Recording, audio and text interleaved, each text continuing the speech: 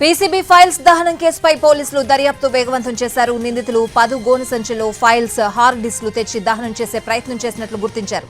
పోలీసులు మరోవైపు నిందితుల నుంచి స్వాధీనం చేసుకున్న డాక్యుమెంట్స్ ను పరిశీలిస్తున్నారు అధికారులు. ఇక విచారణలో పనికిరాని ఫైల్స్ కాబట్టి పడేసేందుకు వచ్చామని నిందితులు చెప్పడంతో అసలు ఫైల్స్ లో ఏముందనే విషయంపైన ఫోకస్ పెట్టారు పోలీసులు.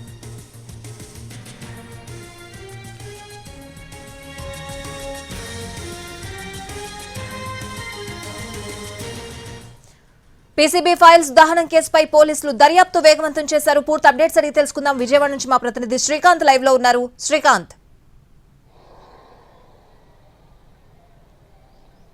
పొల్యూషన్ కంట్రోల్ బోర్డుకు సంబంధించిన ఫైల్స్ దహనం కేసు మీద అయితే అటు ప్రభుత్వం కూడా సమగ్ర విచారణ చేయాలని ఆదేశించిన నేపథ్యంలో కృష్ణా జిల్లా పోలీసులు అయితే కేసుకు సంబంధించి లోతైన విచారణ అయితే చేపట్టారు. నిన్న ఉదయమే ఎవరైతే ఈ కేసుకు సంబంధించి ఫైల్స్ని దహనం చేసే ప్రయత్నం చేశారో ఆ కేసులో నిందితులుగా ఉన్నటువంటి పొల్యూషన్ కంట్రోల్ బోర్డుకు సంబంధించిన ఉద్యోగులుగా ఉన్న అటెండర్ రూపేంద్ర, డ్రైవర్ నాగరాజు వీళ్ళిద్దరిని కూడా నిన్నటి నుండి విచారిస్తున్నారు. అదేవిధంగా నిన్న ఉదయమే ఎవరైతే పొల్యూషన్ కంట్రోల్ బోర్డు చైర్మన్గా పనిచేసిన సమీర్ శర్మ దగ్గర ఓఎస్డీగా ఉన్న రామారావు ఉన్నారో ఆ రామారావును కూడా నిన్న ఉదయం నుంచి రాత్రి వరకు పోలీసులు విచారించారు. ఈ పత్రాలు పడేయటానికి సంబంధించి ఎవరు ఆదేశాలు ఇచ్చారనేది అయితే విచారణలో తెలుసుకునే ప్రయత్నం కూడా అధికారులు చేయడం కూడా జరిగింది. అదేవిధంగా 10 గోను సంచుల్లో వీటిని తీసుకొచ్చి తగలబెట్టేందుకు ప్రయత్నాలు కూడా చేసిన నేపథ్యంలో ఆ గోను సంచుల్లో ఉన్నటువంటి డాక్యుమెంట్స్లో ఏముంది అనే అంశం మీద అయితే ప్రస్తుతం పోలీసులు ఫోకస్ పెట్టారు. ఇవన్నీ కూడా పనికిరానివి కాబట్టే పడేస్తున్నామని కూడా విచారణలో నిందితులు చెబుతున్న నేపథ్యంలో అసలు ఆ డాక్యుమెంట్స్లో ఏముంది అనే అంశాన్ని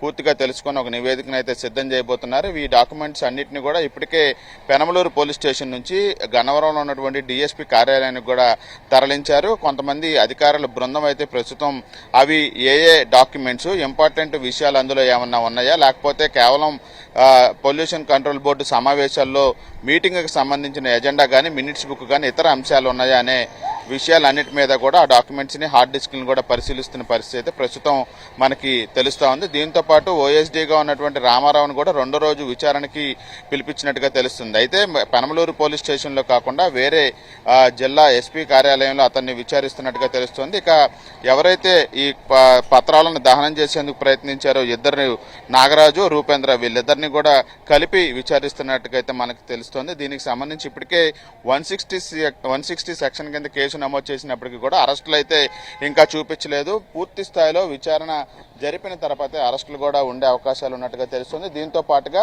పొల్యూషన్ కంట్రోల్ బోర్డులో ఉన్నటువంటి కొంతమంది ఉన్నతాధికారులను కూడా ఈ కేసుకు సంబంధించి ఇవాళ పిలిపించి విచారించే అవకాశాలు ఉన్నట్టుగా అయితే తెలుస్తుంది. ప్రభుత్వం నుండి స్పష్టమైన ఆదేశాలు ఉన్న నేపథ్యంలో అత్యంత గోప్యంగా విచారణ చేసి పూర్తి స్థాయిలో వివరాలు వచ్చాక వెల్లడించబోతున్నారు పోలీసులు. Right Srikanth, thank you.